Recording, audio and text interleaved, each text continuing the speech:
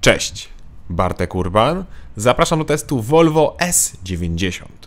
Ciężko w to uwierzyć, ale obecne Volvo S90 jest na rynku już od 2016 roku, czyli od 8 lat. W motoryzacyjnym świecie to bardzo długo i zazwyczaj już powinna być pokazana kolejna generacja, ale Volvo nie daje za wygraną. I jak tak patrzę na to auto, to wcale się nie dziwię. Ten samochód nadal wygląda świetnie, świeżo i elegancko. Zwłaszcza w takim złotym czy tam szampańskim kolorze. W ogóle ten lakier czasem wpada w lekko różowy, naprawdę ciekawa barwa. I razem z tymi 20-calowymi opcjonalnymi kołami auto naprawdę wygląda bardzo ładnie. To znaczy przód jest świetny, te lampy z tym charakterystycznym dla Volvo wzorem czy tam sygnaturą świetną są cudowne, ale z tyłem wciąż mam mały problem. Już od momentu swojej premiery nowej generacji S90 miałem wrażenie, że tył nie pasuje do przodu. Ale to chyba tylko ja jestem taki dziwny, bo kogo nie pytałem jak miałem tą sztukę, to każdemu się podobała. Ja zdecydowanie bardziej wolę wygląd kombi. W takim razie porozmawiajmy o wymiarach, bo S90 to naprawdę duże auto i jego długość to niemal 5 metrów, a dokładnie 4969 mm, wysokość to 1436 mm, a szerokość to 2019 mm z lusterkami oraz 1879 bez lusterek. Rozstaw osi to 2941 mm, a promień skrętu to 11,4 metra. Czyli S90 jest konkurentem dla takich aut jak BMW Serii 5, Audi A6 czy Mercedes klasy E. Ale do konkurencji wrócę przy cenniku. Teraz pora na bagażnik. Volvo S90 to sedan, czyli otwór załadunkowy nie jest zbyt duży, zresztą podobnie jak bagażnik, bo ten ma 431 lub 461 litrów. Mniejsza wartość jest dla hybrydy plug-in, którą ja testuję. Hybryda, jak widzicie, ma pod podłogą bardzo mały schowek, bo tam są poukrywane elementy właśnie od hybrydy. W zasadzie to kabel, który przed chwilą wyrzuciłem, też nieco zajmuje miejsca, a nie da się go wcisnąć pod podłogę. W kufrze mam też dodatkową kuwetkę po boku, gniazdo pod zapalniczkę oraz 2 haczyki na zakupy. Jest też niestety goła blacha od góry. Bagażnik można powiększyć poprzez położenie tylnej kanapy, co robimy z poziomu wnętrza. Po złożeniu mamy lekki uskok. Wsiadamy więc do tyłu. Tutaj jest mnóstwo miejsca, zwłaszcza na nogi i jest go tak dużo, że spokojnie mogę podróżować z nogą nałożoną na nogę, a fotel przede mną jest ustawiony pode mnie. Na głowę też mam dużo wolnej przestrzeni, a mam 186 cm wzrostu. Volvo S90 teoretycznie jest 5-osobowe, ale na środku bardzo ciężko się siedzi, bo siedzimy w szerokim rozkroku, bo na środku tunelem idzie elektryka od hybrydy. Zresztą u mnie odpadał ten plastik. Być może był źle nałożony po jakiejś wcześniejszej uwadze, no ale to w takim razie słabo świadczy o serwisie. Z tyłu też jest podłokietnik z miejscami na napoje, są 2 USB, podgrzewanie kanapy, rolety czy nawiewy. Jest nawet niesamowite piano black, czyli mamy wszystko. Z przodu natomiast mamy klasyczne fotele dla Volvo, które ja uwielbiam. Świetnie wyglądają i są bardzo wygodne. Są one w pełni elektryczne i łatwo ustawić fotel. Trochę komplikuje fakt, że niektóre ustawienia fotela wyświetlają się na ekranie głównym, w ten sposób podpowiadając nam, co zmieniamy. Podczas jazdy zmiana tych ustawień jest wręcz niemożliwa, ale na szczęście raczej rzadko się to zmienia.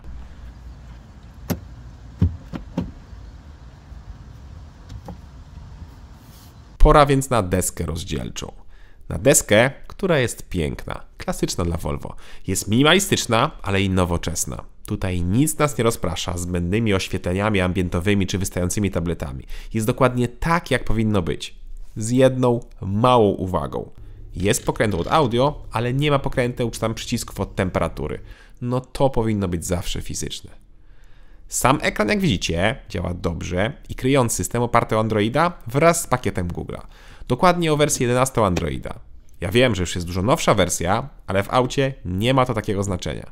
Jak widzicie, system działa w miarę płynnie, poza pierwszym uruchomieniem mapy, te wczytują się po chwili. Słabo też, że nie ma już przycisków na desce rozdzielczej od np. trybów jazdy, teraz wszystko klika się na ekranie.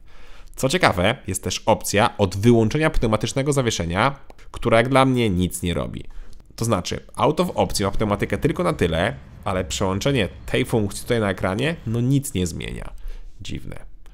Dziwne jest też to, że zegary cyfrowe nie są konfigurowalne, a jedyne co możemy zrobić, to włączyć widok mapy albo go wyłączyć. Jak go wyłączymy, to mamy pustkę na środku. Można tam włączyć komputer pokładowy, ale po chwili on znika. Trochę bez sensu. Nie ma też innych motywów, tak jak to było przed erą Google'a i Androida. Są za to dotykowe suwaki od szyberdachu, czyli też niepotrzebna komplikacja. A, jakbyście szukali, gdzie się rozkłada, czy tam składa tylną roletę, to jest ukryte gdzie? Oczywiście na tym ekranie głównym. W takim razie pora na spasowanie.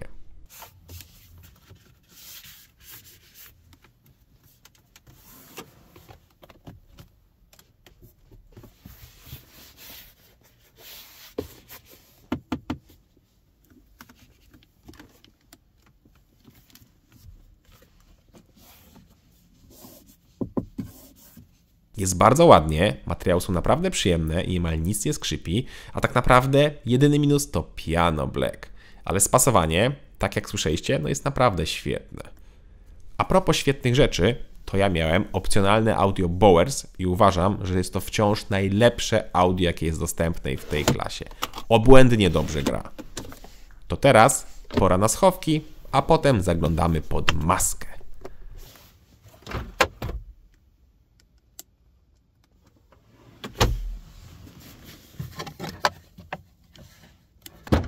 A pod maską, która otwiera się niemal pionowo, do wyboru jest jeden z 5 silników. Mamy 3 benzyny, 1 diesla i 1 hybrydę typu plug-in opartą o silnik benzynowy.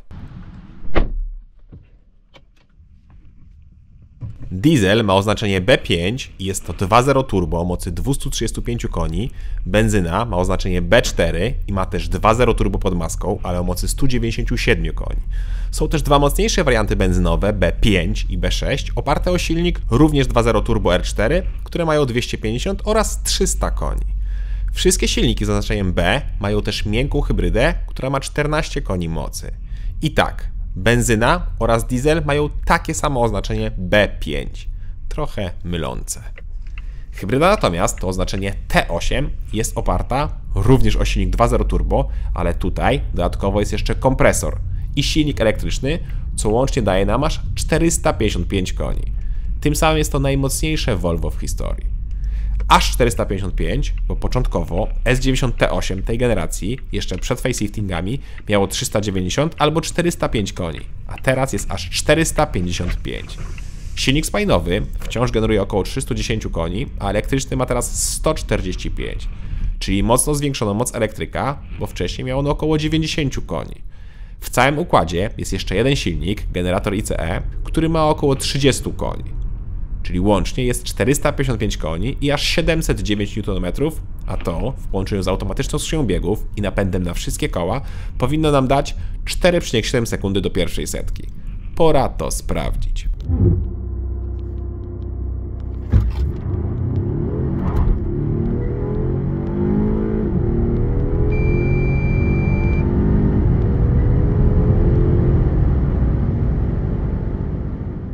Wynik to równe 5 sekund. I powtórzyłem ten test kilka razy i również jak się rozładowała bateria i cały czas to było równe 5 sekund. Co więcej, sprawdziłem czas przyspieszenia od 50 do 150 km na godzinę i z prądem było to 7,7 sekundy, a bez prądu 8 sekund, więc no niemal to samo. A to oznacza, że auto zawsze ma jakiś tam zapas prądu. Z tym, że taka mała uwaga, to 5 sekund, jak na taką moc, no to nie jest jakiś rewelacyjny wynik. Ale i tak, jest bardzo szybko, a reakcja na gaz jest świetna.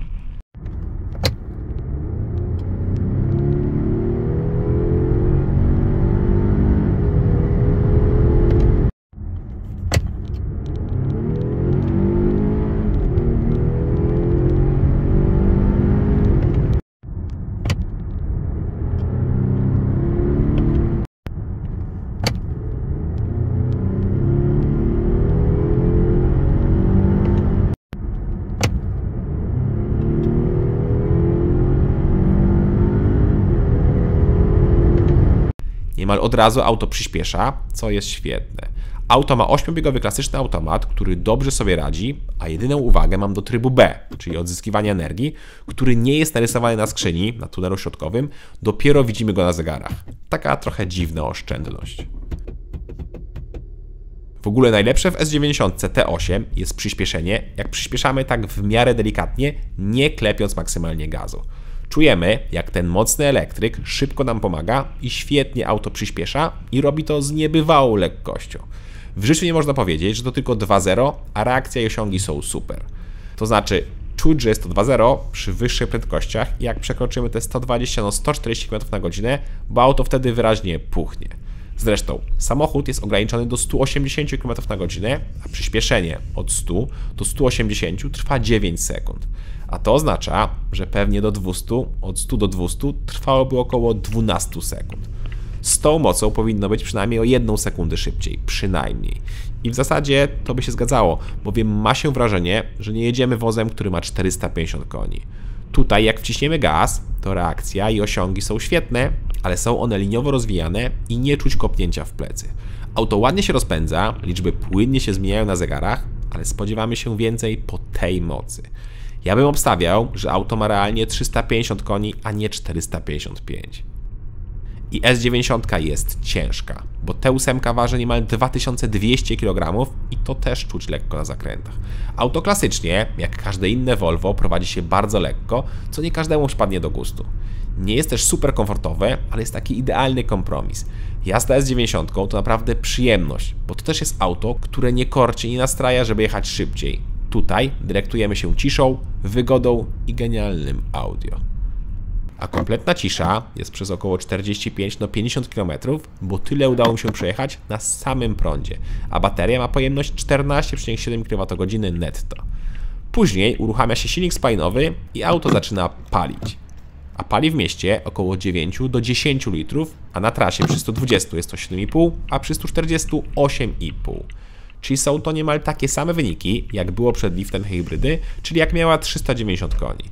Bak paliwa ma też wciąż 60 litrów, co jest bardzo ważne, bo to jest tyle samo co inne wersje. A często jest tak, że hybrydy plug-in mają mniejsze baki. Na szczęście nie w Volvo S90.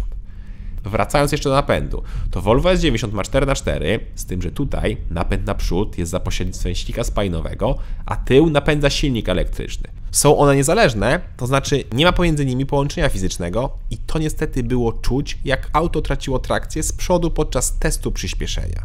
Zresztą prowadzi to też do innych dziwnych, momentami wręcz niespodziewanych zachowań auta, które opisywałem w przypadku innego Volvo z tym samym napędem.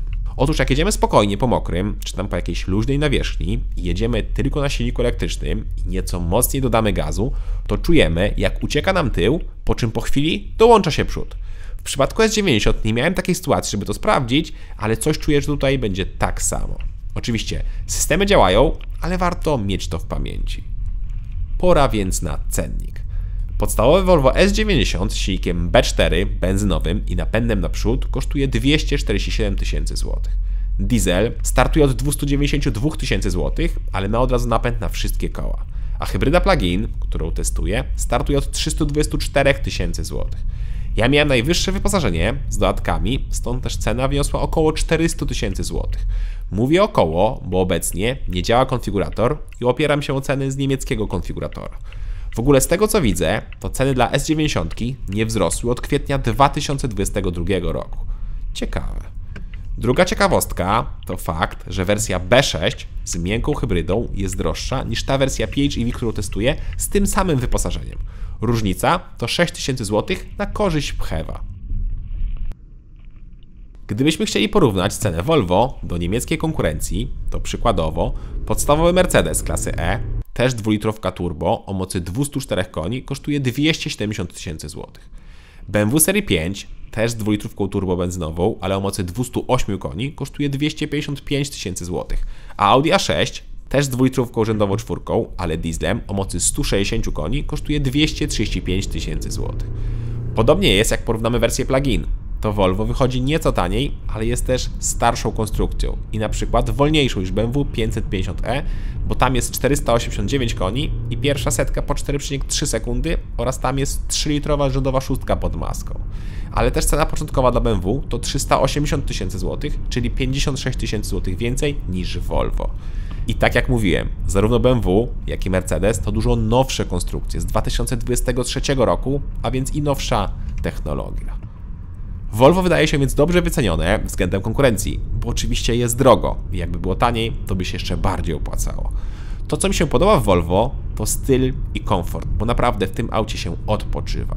Nie podoba mi się część obsługi, która jest niepotrzebnie skomplikowana na tym ekranie, oraz osiągi, które owszem są bardzo dobre, ale z pewnością nie czujemy, że jedziemy wozem, który ma ponad 450 koni. W tej klasie powinny być też w opcji większe silniki niż tylko 2.0-rzędowa czwórka.